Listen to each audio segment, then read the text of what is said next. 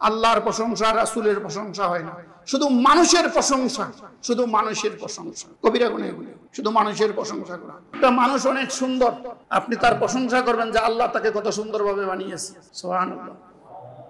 তারে সুন্দর করে বানাইছে কে? পাখির কণ্ঠ খুব সুন্দর, বলতে হবে আল্লাহ এই পাখিকে সুন্দর কণ্ঠ দিয়েছে। এটা কে দিয়েছে? আল্লাহ দিয়েছে, সুবহানাল্লাহ। তাহলে আল্লাহর প্রশংসা হলো, আল্লাহর প্রশংসা হলো। তো এই জাতীয় অন্তরের মধ্যে হিংসা, বিদ্বেষ, কৃপণতা, নিষ্ঠুরতা, এই জাতীয় কবিরা গুনাহ থেকে আমরা বেঁচে থাকি। এইগুলি হকুল্লাহ, এগুলি হলো আল্লাহর হক। এরপরে দ্বিতীয় হলো মানুষের হকের ক্ষেত্রে আমরা কবিরা গুনাহ করি। কোন মানুষকে অন্যায়ভাবে খুন করা, এটা কি? এটা বান্দার হক।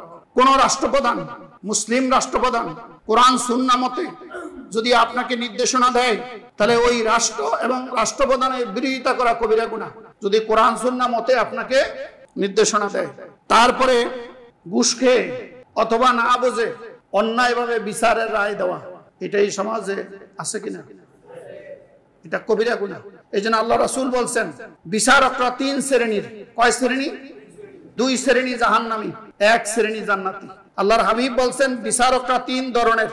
1 শ্রেণীর বিচারক হলো সে না বুঝে রায় দিয়ে দিছে, আল্লাহ রাসূল বলছেন না বুঝে রায় দেওয়ার কারণে ওই বিচারক জাহান্নামী। আরেক শ্রেণীর বিচারক সে সত্যটা বুঝেছে, কিন্তু বুঝার পরেও কারণ নির্দেশে অথবা তার ব্যক্তি স্বার্থের কারণে ওই সত্যের বিরুদ্ধে রায় দিয়েছে, আল্লাহ রাসূল বলছেন সেও জাহান্নামী। আল্লাহর হাবিব বলছেন ওই বিচারক জান্নাতি, যে সত্য উপলব্ধি করেছে, সত্যের উপরেই প্রতিষ্ঠিত থেকে সত্যের উপরে রায় দিয়েছে, আল্লাহর হাবিব বললেন তিনি হলেন জান্নাতি, ওই বিচারক জান্নাতি। আল্লাহ তাআলা হাকামুল হাকিমিন, কিয়ামতের ময়দানে সকল মানুষের বিচার করবেন। দুনিয়াতে যারা বিচারক, আল্লাহ তাআলা তাদের বিচারকের আসনে বসিয়েছেন, সুবহানাল্লাহ। কত শান, কত মান, কত সম্মান তাদেরকে দিয়েছেন। এই জন্য অন্যায়ভাবে কাউকে কারো উপরে জুলুম করা, কারো অধিকার থেকে বঞ্চিত করা, তারপরে রাষ্ট্রের বিরুদ্ধে সশস্ত্র এই যুদ্ধ ঘোষণা করা, এইগুলি সব কবিরা গুনার অন্তর্ভুক্ত। কোন মানুষের প্রতি জুলুম করা, কারো বিরুদ্ধে মিথ্যা সাক্ষ্য দেওয়া, কারো বিরুদ্ধে মিথ্যা মামলা দিয়ে হয়রানি করা, এইগুলি সব কি? কথা কয় না, কবিরা গুনাহ, কবিরা গুনাহ। এরপরে রাষ্ট্রের সম্পদ আত্মসাৎ করা, এগুলি কবিরা গুনাহ, এগুলি বান্দার হক। মনে রাখবেন, এই ওয়াজ আমি আরো করেছি, কেউ যদি কোনো ব্যক্তির টাকা চুরি করে তাহলে কিয়ামতের ময়দানে তার ঝামেলা কম হবে। কেউ যদি রাষ্ট্রের টাকা চুরি করে বা অপচয় করে, অপব্যয় করে, তার ঝামেলা বেশি হবে। কেন বেশি হবে? রাষ্ট্রের টাকা, বাংলাদেশে যদি 20 কোটি লোক হয়, রাষ্ট্রের টাকা 20 কোটি মানুষের, যদি 1 টাকা আপনি মেরে খান, কিয়ামতের ময়দানে 20 কোটি মানুষের পিছে পিছে আপনাকে দৌড়াইতে হবে। 20 কোটি মানুষ যদি ক্ষমা করে তাহলে আপনি ক্ষমা পেয়ে যাবেন, আর যদি একজনও ক্ষমা না করে কিয়ামতের ময়দানে আপনার নাজাত মিলবে না। নাউজুবিল্লাহ। তাহলে রাস্তার ইট যারা ঘরের মধ্যে লাগায় না, এরকম মনে হয় নাই? রাস্তা সরকারি ইট ঘরের মধ্যে নিয়ে আসে, এরকম মনে হয় নাই? সরকারি ত্রাণ আইনান এই নেতাজি নিজে খায়, এরকম মনে হয় নাই? রাস্তার টাকা, রাষ্ট্রের টাকা, রাষ্ট্রের উন্নয়নের জন্য, জনগণের উন্নয়নের জন্য দিয়েছে, এরপরে সেগুলি আইনা নেতাজিরা বাগ বাটারা করে খেয়ে ফেলেছে, এরকম আল্লাহর ওলি মনে হয় নাই? এগুলি সব কবিরা গুনাহ। এগুলি কি? কথা কয় না, এগুলি কি? কবিরা গুনাহ, কবিরা গুনাহ। আর মনে রাখবেন, কোন ইবাদত আল্লাহর দরবারে কবুল হবে না যতক্ষণ পর্যন্ত আপনার রক্ত মাংস হালাল না হবে। রক্ত মাংস যদি আপনার হালাল না হয়, জমজমের পানি দিয়ে গোসল করাইলে আপনার শরীর পবিত্র হবে না, কারণ আপনার খাদ্য হারাম, আপনার পানিও হারাম, আপনি যেই ঘরে ঘুমান সেটাও হারাম, হারাম, হারাম, হারাম। সুতরাং এইগুলি কি? কবিরা গুনাহ। এই জন্য রাষ্ট্রের বিরুদ্ধে বিদ্রোহ করা যাবে না, রাষ্ট্র জনগণের উপরে জুলুম করবে না, রাষ্ট্রীয় সম্পদের আত্মসাৎ করা, কথা কি বুঝাইতে পারছি? এই যে রাস্তাঘাট, এগুলি সব রাষ্ট্রীয় মালিক। রাস্তার মালিক কে? কথা কয় না। আরে রাষ্ট্র, রাষ্ট্র মানে জনগণ। এই যে রাস্তার মধ্যে আমরা কলার ছোলা ফালাইয়া দিই, এটা তো সওয়াবের কাজ, সবাই কয় না? কলা খাইছে, ফিক্কা রাস্তার মধ্যে ফালাইয়া দিচ্ছেন, যদি কোনো মানুষ পা পিছলে গাড়ির নিচে পড়ে আর ও যদি মারা যায়, দুনিয়ার আদালতে হোক আর না হোক, আল্লাহর আদালতে আপনি এই খুনের জন্য দায়ী হবে। এই জন্য আল্লাহর হাবিব বলেছেন, রাস্তা থেকে কষ্টদায়ক বস্তু সরিয়ে দেওয়া এটা ঈমানের অঙ্গ, আর রাস্তার মধ্যে ময়লা আবর্জনা ফেলে মানুষকে কষ্ট দেওয়া এটা গুনাহের কাজ। এটা কিসের কাজ? গুনাহের কাজ। এই জন্য আমরা এই জাতীয় কবিরা গুনাহ থেকে সাদাবাজি করা, এরকম নয় না? সাদাবাজি আছে কিনা? হ্যাঁ, এগুলি কবিরা গুনাহ। এই জাতীয় কবিরা গুনাহ থেকে আমরা দূরে থাকি। আমানতের খেয়ানত করা, স্বামী স্ত্রীর এই আমানতের কথা একজন আরেকজনের কাছে বইলা দেওয়া, এটা আমার মা বোনেরা বেশি করে। এক জায়গায় যদি মা বোনেরা বসে, দুনিয়ার যত ফেসাইল্লা কিচ্ছা আছে আল্লাহর নাম নিয়ে সব শুরু করে, আছে কিনা?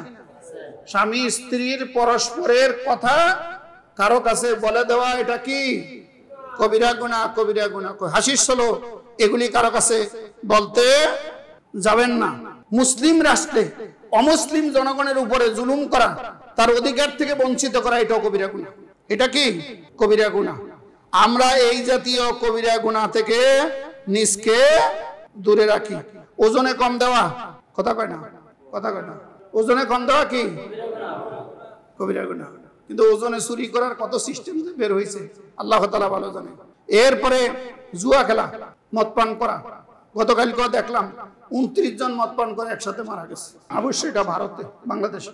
29 জন একসাথে মারা গেছে। মদ পান করা কি কবিরা গুনাহ। সুদ খাওয়া, সুদের লেনদেন করা, সুদের সাক্ষী হওয়া, সুদের এই হিসাব কষা, সব কবিরা গুনাহ। সব কি? এই করোনা রোগ আর সুদের গুনাহ এক জিনিস। করোনা রোগীর কাছে যে যায় তার করোনা হয়, আর সুদের কাছে যে যাবে, সুদ যে খায়, সুদ যে দেয়, সুদের হিসাব যে রাখে, সুদের সাক্ষী যে হয়, এই 4 জনের উপরে আল্লাহ লানত, আল্লাহর গজব, জোরে করে নাউজুবিল্লাহ। এগুলি কি কবিরা গুনাহ। সমকামিতা, সমকামিতা বাংলাদেশে এগুলি মাথাছাড়া দিয়ে উঠছে। সমকামিতা কবিরা গুনাহ। ব্যভিচার কবিরা গুনাহ। সমকামিতা তার চাইতে মারাত্মক কবিরা গুনাহ। মুসলিম সমাজে অশ্লীলতা ছড়িয়ে পড়া, অশ্লীলতা প্রসারের জন্য কাজ করা, এইগুলি হলো কবিরা গুনাহ।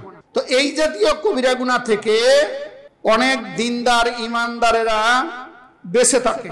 আল্লাহ ওয়ালারা এই জাতীয় কবিরা গুনাহ করে না। আলোচনার শুরুতেই বলছিলাম, শয়তান কারে কোন গুনাহ দিয়া ফাঁদে ফালাবে, এইটা আবার শয়তান ভালো জানে।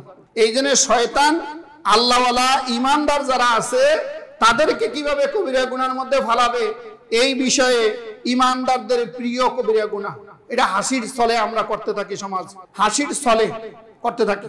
যেমন তার মধ্যে একটা আমরা যদি বলি, আমাদের সমাজ এটা বেশি প্রচলিত, মেয়ের ঘরের নাতি, মেয়ের ঘরের নাতিন, ছেলের ঘরের নাতি, ছেলের ঘরের নাতিন, এদেরকে নিয়ে আমরা অনেক সময় ঠাট্টা মশকরা করি, করি কিনা?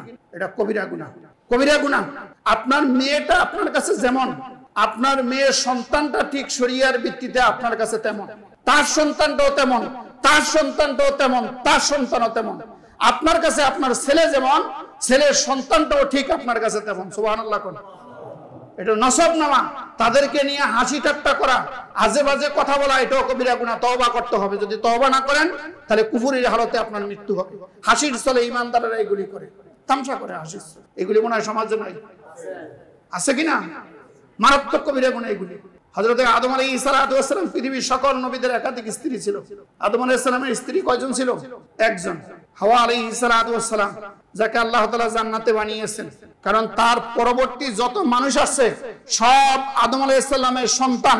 তিনি আর কাউকে বিবাহ, কারোর সাথে বিবাহ বন্ধনে আবদ্ধ হতে পারেনি। ঠিক না ঠিক? এই জন্য আপনার নিচে এবং আপনার উপরে তাদেরকে নিয়ে ঠাট্টা মশকরা করা যাবে না। নানিকে নিয়ে, তারপরে দাদিকে নিয়ে ঠাট্টা মশকরা করা হারাম। ঠাট্টা মশকরা করা কি? দাদি আপনার মায়ের মতো, আপনার শাশুড়ি আপনার মায়ের মতো, আপনার ফুফু খালা আপনার মায়ের মতো, আপনার নাতিন আপনার সন্তানের মতো, আপনার নাতি আপনার সন্তানের মতো। তাদেরকে নিয়ে আজে বাজে মশকরা করা হারাম, কবিরা গুনাহ। এটা ইমানদারেরা করে, দেখবেন অনেক ইমানদারেরা। আবার অনেক ইমানদারেরা মানুষকে উপহাস করে, বিদ্রুপ করে, অন্যকে নিজের চাইতে ছোট মনে করে। এরকম মনে হয় নাই যে আমি এই আমি সেই।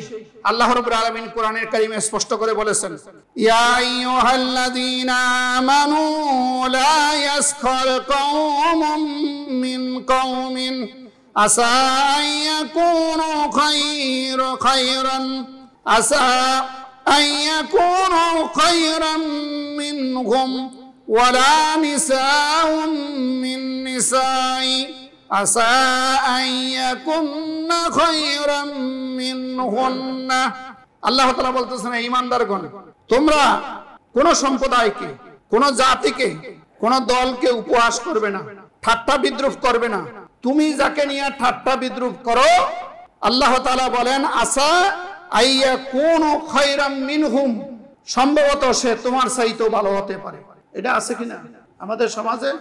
এক দল আরেক দলকে নিয়ে যে ঠাট্টা বিদ্রুপ করে, এক দল আরেক দলের দেখবেন যে খালি দুষ্টুটি কইতে থাকে, আর নিজে মনে হয় দুধের দোয়া কি জানি জমজমের পানি দিয়া ধুইয়া পবিত্র হয়ে আসছে, এরকম মনে হয় না?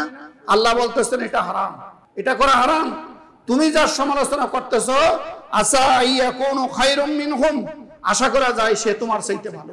এরপরে আল্লাহ তাআলা বলতেছেন, ওয়ালা নিসাউম মিন নিসাইন আসা আইয়াকুনা খায়রাম মিনহুন্না, এক মহিলা আরেক মহিলাকে যাতে নিয়ে ব্যঙ্গ না করে, ঠাট্টা বিদ্রুপ না করে, ওয়ালা যদি করে আই আসা আইয়াকুন্না খায়রাম মিনহুন্না, আশা করা যায় তুমি যেই মহিলাকে নিয়ে ঠাট্টা বিদ্রুপ করছো সেই মহিলা তোমার চাইতেও উত্তম হতে পারে। এরপরে আল্লাহ তাআলা বলতেছেন, ওয়ালা তালমিজু আনফুসাকুম ওয়ালা তানাবাযু বিল আলকাব বিসাল ইসমু ফুসুকা বাদাল ঈমান ওয়া মান লাম ইয়াতুব ফাউলাইকা হুমুজ জালিমুন। এরপর আল্লাহ তাআলা বলেন, ঈমান গ্রহণ করার পরে কোন ঈমানদারকে নিন্দা করবে না, কোন ঈমানদারকে নিন্দা করা যাবে না, একে অপরকে মন্দ উপাধিতে ডাকা যাবে না।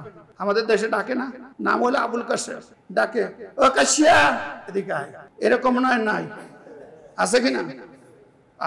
আল্লাহ তাআলা বলতেছেন, ঈমান গ্রহণ করার পরে কোন ঈমানদারকে মন্দ নামে ডাকা যাবে না, মন্দ উপাধিতে তাকে ডাকা যাবে না।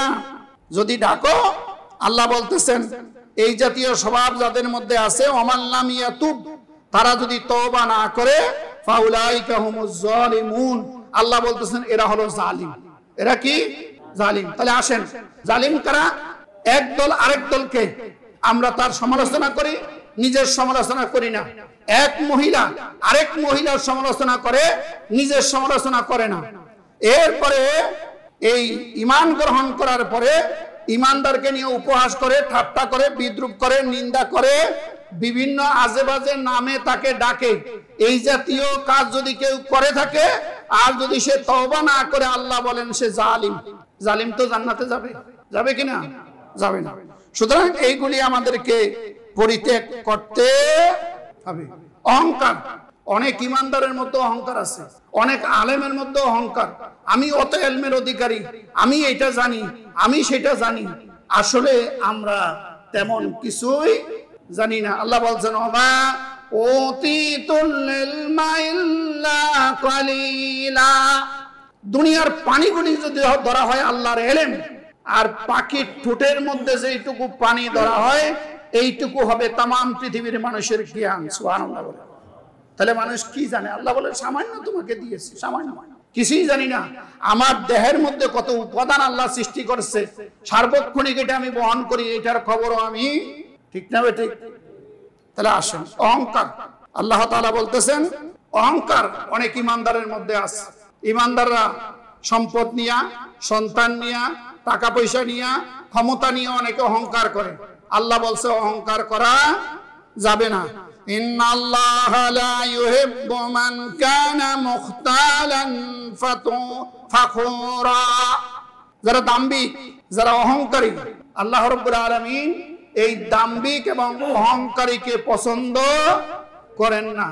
পৃথিবীর মধ্যে যারা অহংকার করেছিল, একজন অহংকারীও পৃথিবীতে থাকতে পারেনি। কারণ থাকতে পারছে, যার এত সম্পদ ছিল, শত শত উটের প্রয়োজন হতো তার গোডাউনের চাবিগুলি বহন করার জন্য। সুবহানাল্লাহ, কি পরিমাণ সম্পদ আল্লাহ তাকে দিয়েছে। এবং হযরত মূসা আলাইহিস সালাতু ওয়াস সালামের আপন স্বাস্থ্য ভাই ছিল এই কারণ, আপন স্বাস্থ্য ভাই। যখন মূসা আলাইহিস সালাতু ওয়াস সালাম যাকাতের কথা তারে বললেন, তখন বলল যে আমার সম্পদ দেখা তোমার তো এই সম্পদের প্রতি লোভ হইছে, এই জন্য যাকাত নামক একটা ভাগ বাটোয়ারার ব্যবস্থা করতেছো।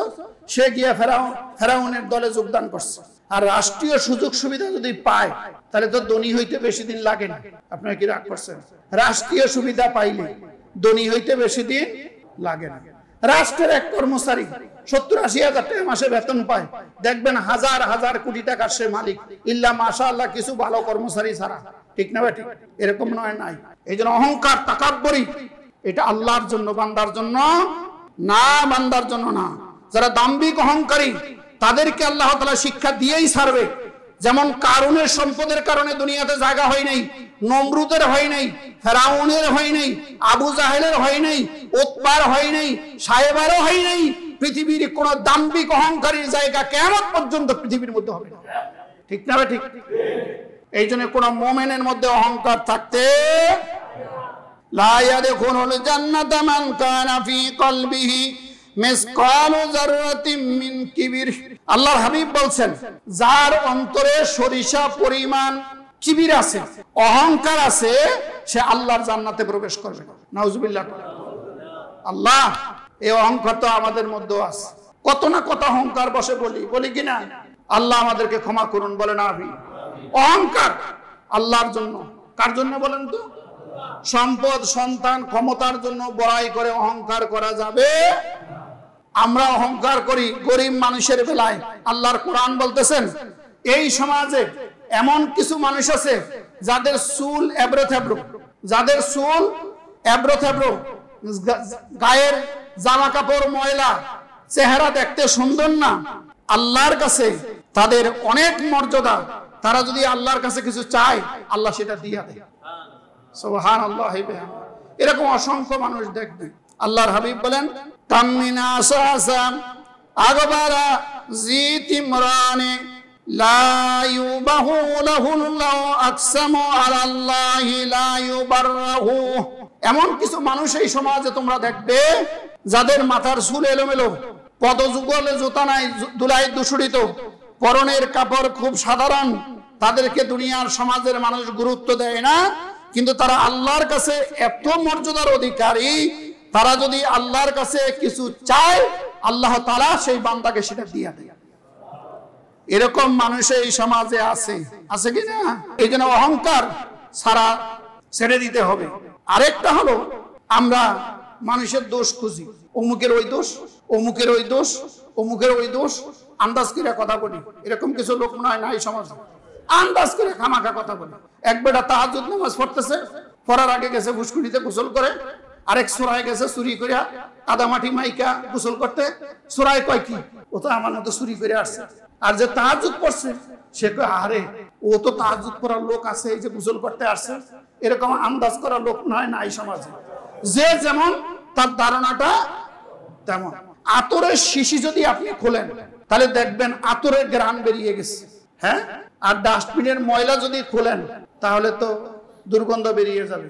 মানুষের জবান দিয়ে কথা বলার পরে বোঝা যায় এটার অন্তর কি ডাস্টবিন না আতরের শিশি।